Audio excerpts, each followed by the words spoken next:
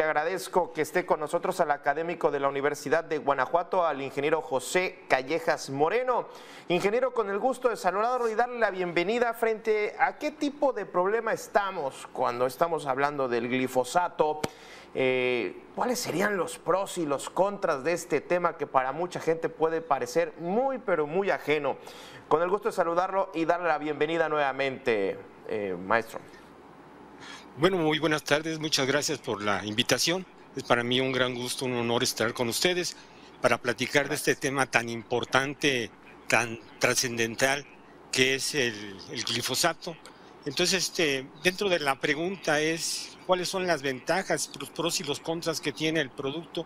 Pues podría comenzar a decirles que este herbicida es el más usado a nivel mundial. Del 100% que se utilizan para el control de malezas en el mundo, ocupa más del 40% del uso del control fitosanitario para el control de malezas, ya que es una sustancia sumamente práctica, muy efectiva para el control de malezas anuales, bianuales, perennes. Casi cualquier tipo de maleza lo controla perfectamente bien. Entonces, dentro de los problemas que se enfrentarían si se llegara a retirar el producto, es que no habría una solución como la tenemos en la actualidad, ya que este producto es bastante económico para el uso de la producción alimentaria en México y en todo el mundo. Provocaría una baja de rendimientos en los cultivos y un daño muy fuerte en la autosuficiencia alimentaria en México. Entonces es uno de los problemas muy importantes que pudiera provocar la salida de este producto. Ingeniero, y bueno, ahora y la contraparte, las ventajas, ¿cuál sería? Y ahorita profundizamos en esto que nos comenta, ingeniero. ¿Las ventajas sobre el uso del producto? Sí. No, pues las ventajas que tiene el producto es que tiene una rapidez de acción muy grande. O sea, usted puede obtener los resultados más o menos en 14, 15 días. Se ve el control sobre la maleza, ya que la maleza compite por agua, luz, nutrientes, espacio, y provoca daños que pueden ir hasta arriba del 100% de los cultivos. Entonces, al usted controlar perfectamente bien la maleza, usted puede tener los máximos rendimientos que puede tener con los diferentes cultivos en México. Se utiliza prácticamente en todos los cultivos que se siembran en México, y eso le da al agricultor la facilidad de poder tener esos altos rendimientos en sus terrenos. También la facilidad del uso, como le mencionaba, y también lo económico que resulta. Podríamos decir que en el caso del control de malezas sí pudiera haber algunas alternativas, pero para los productores le redituaría un costo 2 o 3 veces superior a lo que ellos están gastando en la actualidad. Eso justamente, y es la pregunta que le quería hacer, ¿cuál sería la alternativa en caso de una prohibición completa del glifosato? Es decir, bueno, está bien, prohíbeme este uso, pero ¿qué alternativas hay que estén a la misma, digamos, en el mismo, al mismo nivel económico de adquisición del propio químico? Es decir, en el mercado no hay algo similar al glifosato, ingeniero. Hay varios herbicidas que pudieran cubrir el hueco que va a provocar la salida de glifosato.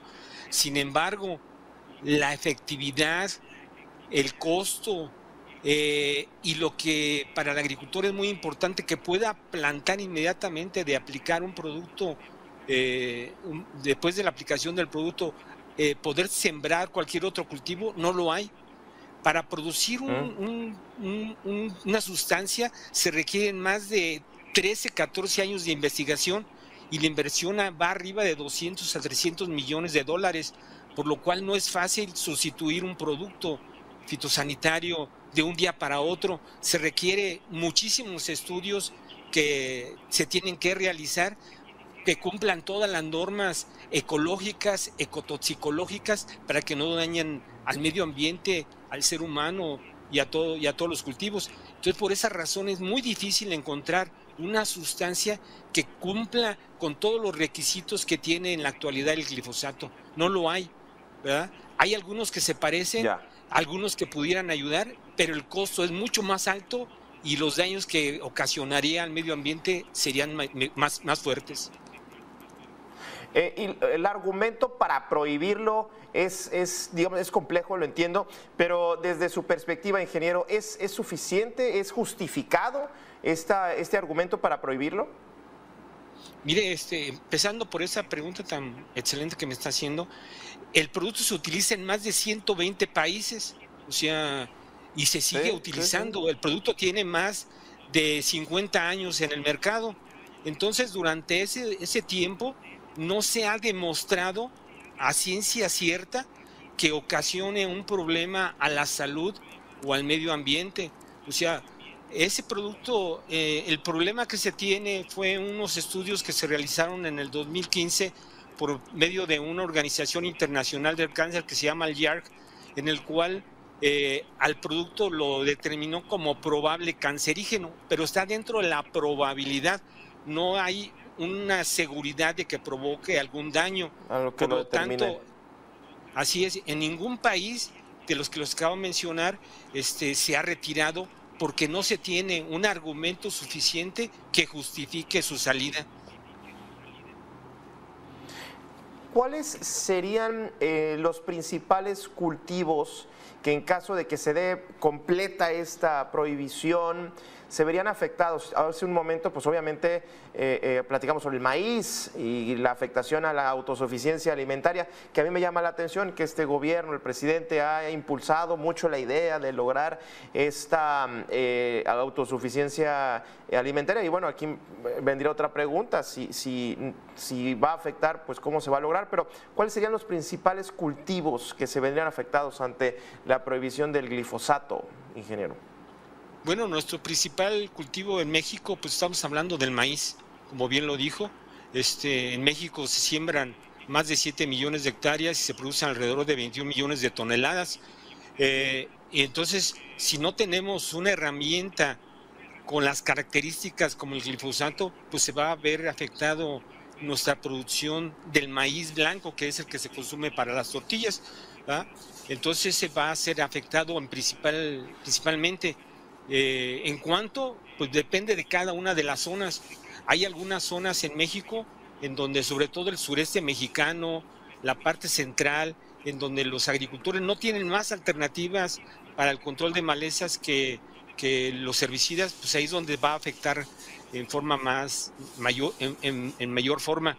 Posteriormente, pues tenemos la parte norte que tiene más tecnología, que tiene algunas otras herramientas para control de malezas, no se va a ver afectado. Y eso sería el principal cultivo. Y en general, pues la mayoría de los cultivos en México, estamos hablando que en México tenemos más de 80 cultivos y todos se van a afectar porque en mayor o menor cantidad se aplica el glifosato en esos cultivos. ¿Cuál consideras entonces que, ingeniero, será más bien lo que se debería de haber hecho, y no sé si tenga que ver con una regulación más fuerte en el uso de químicos, de los plaguicidas? No sé si ahí quizás debió haber entrado una revisión más exhaustiva en vez de hacer una prohibición tan tajante. Desde tu perspectiva, ¿cuál sería la alternativa que se debió haber en vez de haber prohibido de tajo esto? Bueno, dentro de las alternativas que se tienen, son bastantes. Una de las más importantes es regular el uso correcto del producto. O sea, para que haya una posible contaminación al aplicador o al medio ambiente, la FAO determina ciertas características que se debe de seguir en cada país para el uso correcto del producto. Por ejemplo, el utilizar equipos de protección adecuadas para los usuarios, que no se contamine el medio ambiente utilizando una determinada tamaño de gota que vaya a derivar a otros cultivos, que no se contamine el suelo. O sea, hay normas internacionales que se deben de seguir en México para que no haya ningún riesgo en el uso del producto. Recordemos lo que nos decía Paracelsus hace muchos años, la dosis, ese es el veneno. O sea, depende de la dosis, es el veneno que se va a ocasionar al ser humano o al medio ambiente. Pero si eso se utiliza correctamente, no debe de haber ningún daño a ninguna persona.